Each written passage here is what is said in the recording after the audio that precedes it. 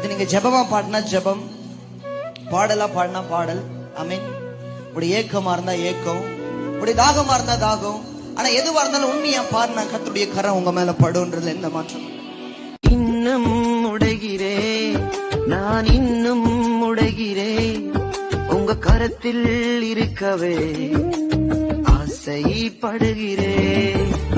இன்னும் உடைகிறே, நான் இன்னும் உடைகிறே, உங்க கரத்தில் இருக்கவே ஆசைப்படுகிறே.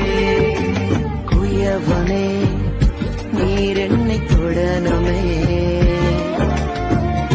கரம் தினம் என்மேல் படனுமே. குயவனே நீர் என்னை தொடனுமே,